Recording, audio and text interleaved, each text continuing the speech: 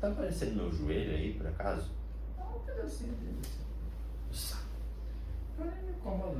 Tem que pausar a gravação e começar de novo.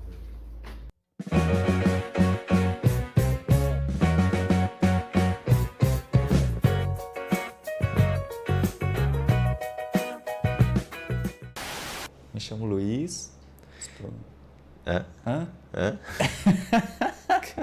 Cara, essa introdução assim. Apresentações virtualmente elas são complicadas porque o que falar e como ficar essa impressão. Pois é, né? Mas estamos aqui para tomar hoje a nossa dose de reflexão. E hoje a nossa dose ela vem com uma pitada de guerra, né? E se a gente consegue, né, ter essa paz que a gente muitas vezes espera em 2025. De fato, quando eu estava no ensino médio, que apresentaram a Primeira e a Segunda Guerra Mundial, apesar de todas as mortes que houve, né, não dá para descartar também o avanço tecnológico que teve nesses períodos, e você desfruta de muito deles hoje. Claro que, novamente, quando a gente rotula algo de ruim ou bom, é um parâmetro complexo, na medida que, para trazer um linguajar melhor, o uso do celular por pessoas menores de idade, às vezes as pessoas consideram que o celular é ruim, mas o celular na verdade é uma ferramenta. O modo como ele está sendo usado é que vai indicar isso, mas Sim. automaticamente faz esse tipo de dualismo na rotulação para simplificar algo. Exatamente. Isso que tu fala, Luiz, é uma das partes da minha indignação, assim, né? Eu tenho várias. Primeiro, o fato de 2025, com tanto de tecnologia, conceitos, né, teóricos, tecnologia, a gente ainda tem a capacidade de conseguir fazer guerras por interesses que são bem questionáveis. Mas esse ponto a gente já volta daqui a pouco. Mas você falou sobre o uso das ferramentas. Uma coisa que me deixa indignada é o fato da gente utilizar drones na guerra. Porque é uma tecnologia que aí me foge do conhecimento, eu não sei se foi criada para isso, mas eu sei que dá para usar para entretenimento, de gravações de casamento e etc. E a gente usa isso como uma ferramenta de guerra. E uma ferramenta de guerra muito injusta. Porque se você procurar na internet algumas cenas, alguns lapsos da guerra que a gente tem ali da Rússia versus a Ucrânia, a gente consegue ver que é algo desesperador. Não que a guerra não seja desesperadora, mas o uso dos drones, muitas vezes a pessoa simplesmente aceita a sua finitude, porque é algo que ela não consegue combater, não consegue fugir muitas vezes. Então é uma tecnologia, digamos assim, que tem outras funcionalidades, mas a gente está usando para aniquilar vidas, digamos assim. E, de fato, como você citou a questão do celular, pode ser usado para fazer um investimento, pode ser usado para consumir estudos ou para a gente derreter a nossa mente em alguma medida. Enquanto tu falava justamente dessa questão do fugir perante a questão da guerra, né? Me veio aquela parte da guerra que a Rússia convocou todos, por assim dizer, todos os homens para ir à linha de frente. E muitas pessoas tentaram fugir e engraçado que elas foram presas. Sim. E a alternativa que elas tinham para sair dessa prisão era participar da guerra novamente. Obviamente que não sei se foram todos. Como é visível, a Rússia ela tem um corte de notícias não tão drástico como a Coreia do Norte, eu acho que faz, né? Não me recordo. Mas, então as notícias elas são bem limitadas e eles também não vão ficar disponibilizando isso. Eles acabam manipulando as informações que vêm para fora, assim, né? E claro, é um dispositivo de controle. Ninguém que está na guerra quer passar como errado, né? Porque o contexto da Rússia é que eles têm um ideal de conquistar algo que, né, de uma forma simplista seria deles, digamos assim, né? Mas isso impacta muito no que vem até a gente, assim, mas não deixa de ser um movimento totalitário, né, bem drástico, assim, porque em movimentos totalitários, como você citou, a gente perde o nosso direito. Você não pode escolher muitas vezes não ir para a guerra se você for convocado. É a mesma coisa que no Brasil, quando a gente vai lá e assina a nossa questão de reservista, se você não serviu o exército, a gente também, se tiver uma guerra que ia acabar as primeiras e segundas frentes, a gente pode ser convocado para ter que defender o país. Sim. E isso, particularmente, eu fico bem indignado porque se você vai, digamos que você é convocado, que causa que você está fazendo? Porque sim, você está indo por uma causa e essa causa você abraça ela? Porque Pois é. basicamente só jogaram no teu colo. Uhum. Mas aí pense que você está com seus 30 anos, você é convocado e durante sua jornada de vida até esses 30 foram de várias dificuldades, o governo deixou você desassistido. Uhum. O pessoal do Brasil já sabe como é que funciona aqui, altas taxações, impostos em cima de impostos. Uhum. E de repente você recebe a notícia que você tem que ir para frente, colocar a tua vida em risco por algo que eu chamaria de incompetência do país. Uhum. Porque vou utilizar do livro da arte do Maquiavel, nesse sentido porque vai falar sobre as milícias. Como você já colocou, na atualidade do século XXI, é muito estranho que ainda exista essa modalidade de guerra, porque a guerra, quando a gente fala modalidade de guerra, é porque existem outros modelos, mas guerra está definida como um confronto de armas, por assim dizer, e tecnológico, que nem os drones. Então, na época antiga, beleza, você tinha uma cidade de 300 homens. Eu vou falar em homens porque eram eles que iam ao confronto. As mulheres tinham a funcionalidade de repor essas pessoas, de fazer filhos, todo também algo muito questionável e tirando direitos das mulheres naquela época. E só fazendo adendo à tua fala, em alguns pequenos momentos a gente teve a participação das mulheres, mas isso entra numa outra bizarrice sobre o ser humano, digamos assim, que parte dessas mulheres que foram para a guerra, eu não lembro exatamente qual que era a guerra, mas quando elas voltaram, elas não poderiam nem se orgulhar como os homens de ter as medalhas, porque elas eram taxadas como mulheres de campo. Então, como se elas fossem para a guerra, digamos assim, para suprir as necessidades dos homens, né? Uma mulher de vários homens, digamos assim. Então, é um outro tema que talvez a gente entre em algum momento, que é a questão, né, do homem em si na sociedade. Eu até desconhecia essa informação, né? Que bom que você trouxe ela. Tem até um grupo de pessoas que estão tentando buscar na história textos que foram escritos por mulheres. Sim. Porque eu não sei se muitas pessoas sabem, na época que você escreveu um documento, você não poderia publicar como mulher. Você tinha que ou se afiliar a alguém do grupo masculino e essa pessoa publicar com o nome dela, ou então você não publicaria. Sim. E se você tentasse publicar, provavelmente você seria enforcada, queimada e etc. Caças às bruxas é mais ou menos esse viés, tá? Então, naquela época, se você tinha 300 homens e outra cidade com 500, e do nada a pessoa fosse querer conquistar, seja pelo grupo oficial querer falar que aquele território tinha uma melhor área para plantio, então, opa, vamos lá, vamos fazer, vamos pegar isso. Entrava com essas 500 pessoas, matava essas 300, se tivesse perda ou não interessava, você já estava dando a ordem. Beleza, novo território, a arma defesa, porque assim como você tem 500, pode haver alguém que tenha 1000 e faça essa investida em você. Isso se repetiu por muito tempo, mas muito tempo.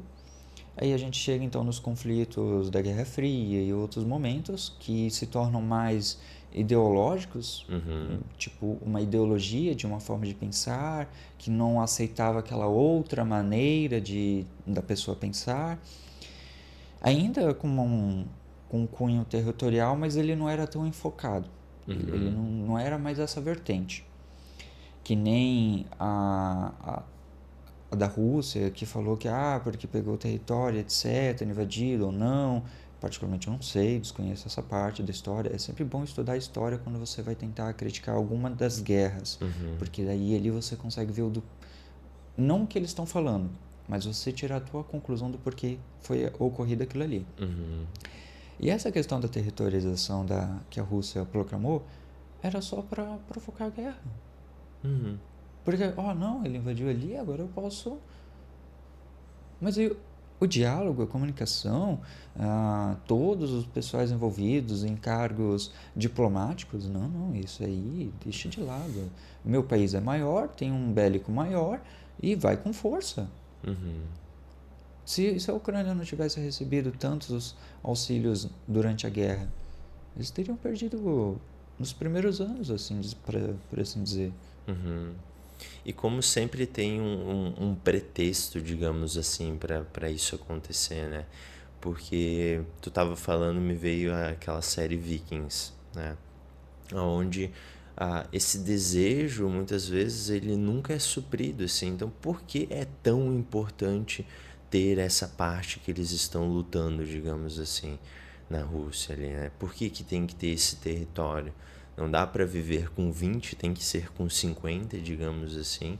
Sempre tem uma ambição por trás, né? Por exemplo, a questão que acontece em Israel, né? As guerras que acontecem lá na faixa de Gaza, etc.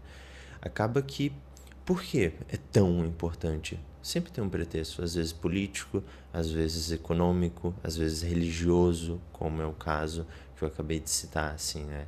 Mas ficaria uma avaliação do ser humano enquanto ser humano. Por que isso é tão importante? Né? Por que é tão necessário pôr vidas em jogo? Né? Questões financeiras, questões sociais, questões culturais, em prol de algo que uma parcela de pessoas acha tão importante. Porque não é só quem está na guerra. Todo mundo sofre, a família da pessoa sofre também. Então, todo esse sofrimento, toda essa morte, todo esse investimento financeiro em prol de uma coisa, será que realmente vale a pena? Eu acho bem complicado.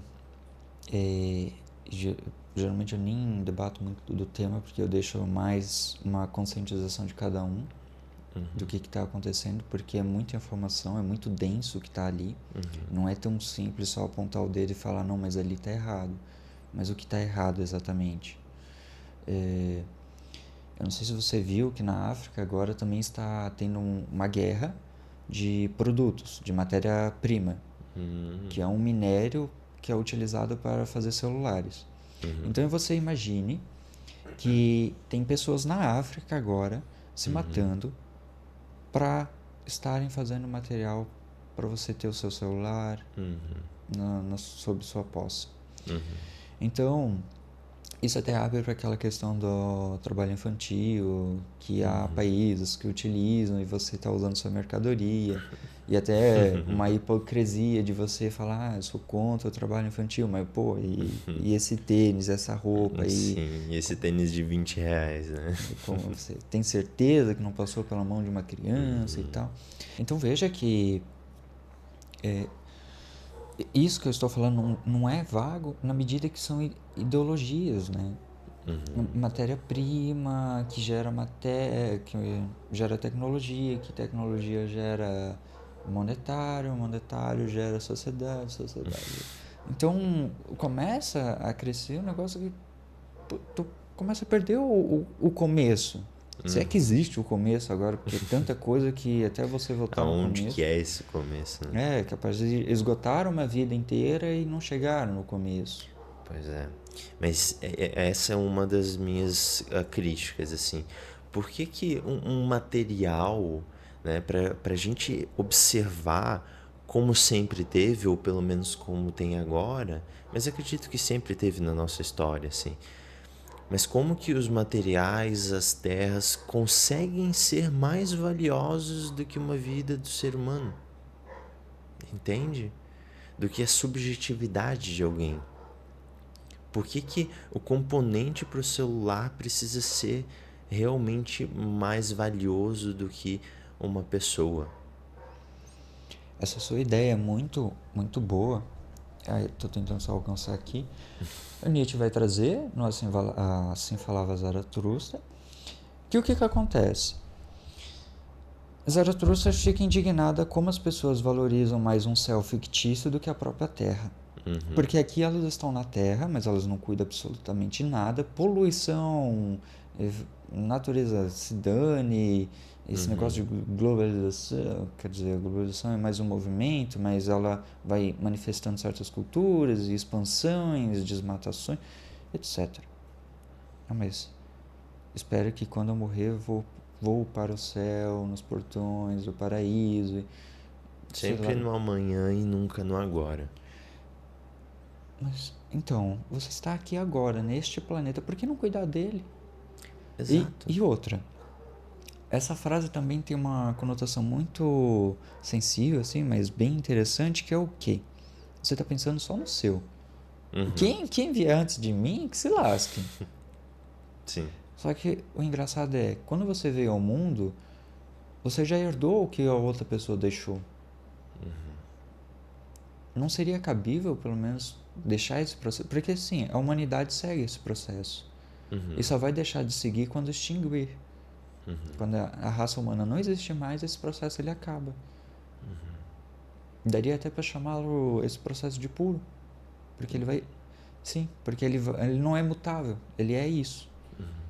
Né? Você vai nascer, você vai herdar o que já tinha de outro e você vai deixar suas coisas. Você não vai levar elas. Sim. Exatamente. E o que a gente está deixando para os outros, assim? Porque parte das literaturas que eu estou observando agora e consumindo traz muito desse individualismo, né? Onde as pessoas acabam realmente pensando, focando apenas nela. E um pouco da tecnologia, nosso próprio instrumento de gravação, ele traz isso, assim.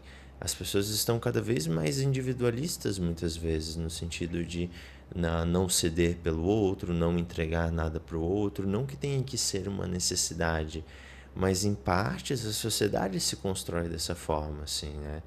É algo que você falou, passar para frente, porque em algum momento a gente não estará aqui e agora.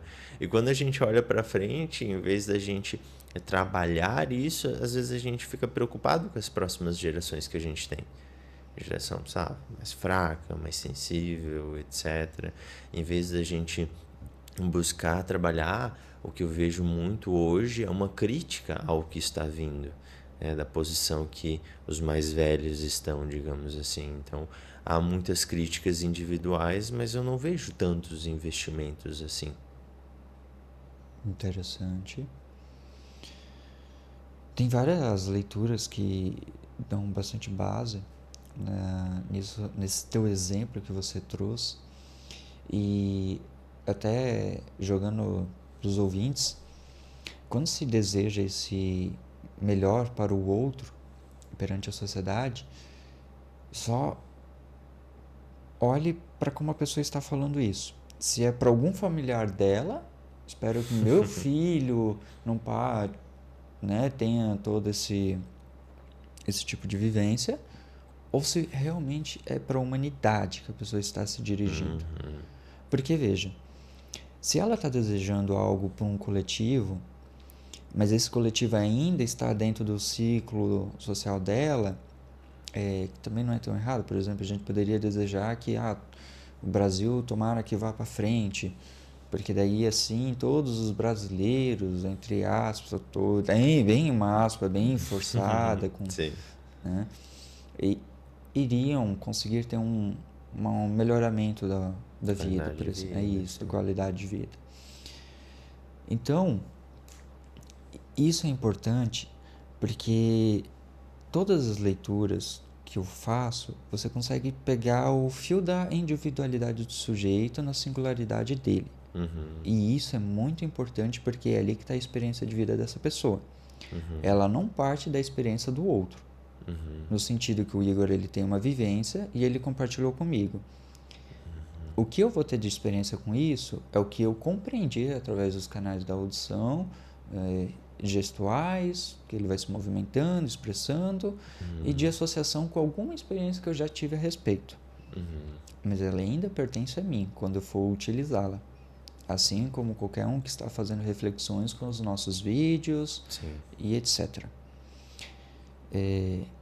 Então pensamos que o meio para a gente conseguir e pelo menos fazendo algumas argumentações com todos esses movimentos que estão acontecendo, que não são poucos. 2025 começou bem agitada, com muitos conflitos políticos, as guerras ainda estão continuando. E até para não esquecer algo importante, me corrijam ou nos comentários alguma coisa se eu estiver enganado, mas depois da Segunda Guerra Mundial houve duas instituições que foram criadas para evitar as guerras. Eu acho que uma é a ONU e a 2 é a OTAN. Não sei te Não dizer lembro. isso. Eu não lembro, mas são duas instituições para evitar esses conflitos armados através de diálogos, né? Diálogos e encontros. Sim. Eu, sinceramente, me pergunto qual é a finalidade deles, porque a Rússia iniciou um confronto desumano, matou um monte, outros países ainda continuam se matando. Okay. Aí a gente entra numa complexidade muito grande que é, ok, tem um contrato, mas se um intervir, o outro pode intervir. Né? Então, sei lá, se os Estados Unidos ajudar a Rússia, alguém vai ajudar a Ucrânia, por exemplo. Então, é um movimento muito complexo porque pode piorar muito isso. Né? Então, talvez haja uma questão de redução de danos, digamos assim, né? Não que necessariamente seja isso, mas pensa, é muito mais válido 2 pessoas brigando do que 4, porque 4 estragos seria muito maior. Ou seja, o negócio tá ali só pra... Não, tá aqui, é bonitinho, tem umas cláusulas super humanas, não vamos matar e tal. E aí, enquanto tiver, como você colocou muito bem, um grupo em um grupo, beleza, mas agora quando esse grupo tiver 2 e esse um, aí lascou, porque o 2 vai entender que eles têm mais poder eles conseguem oprimir o outro. Né? Pode falar. Sabe que eu estava pensando agora de como a guerra ela não simplesmente acontece, porque incrivelmente existem crimes de guerras. Como, por exemplo, atirar em paraquedistas. Existe um crime dentro da guerra, enquanto a guerra já deveria ser um crime. Porque não faz sentido a gente ter que usar força e violência para conquistar as coisas. Não no sentido de ser pacifista nem nada, né, nessa vertente. Mas é o único meio. Né? Por que a gente desenvolveu tanta teoria, tanto avanço científico? A gente não encontrou nada melhor. A gente não tem outra ferramenta que não pólvora, entende? Diálogo, conversa, né? Porque se a gente for analisar, a gente está no topo da cadeia alimentar por algum motivo. Porque a gente tem consciência. Estou até lendo um livro que fala que um cientista / psicólogo, ele teve um filho e ele resolveu adotar um macaquinho para ver qual que seria a diferença de crescimento de ambos, assim. Então, até os 2 anos de idade, eles eram a mesma coisa. Se agiam, se comportavam, mas a partir dos 2 começou a desenvolver a subjetividade do ser humano. Então, ali que deu aquela queda abrupta, porque o ser humano ele se difere totalmente do animal, naquele contexto ali. A gente, teoricamente, é uma das únicas espécies, se não a única, que tem consciência. E a gente está utilizando essa consciência para alguma coisa? Estamos, claro. Aqui a gente está fazendo uma troca de consciências. Mas, no contexto da guerra, a gente está usando a nossa consciência? A gente né? Realmente tá pensando em coisas funcionais no que a gente deveria estar pensando, ou a gente está pensando no nosso idealismo?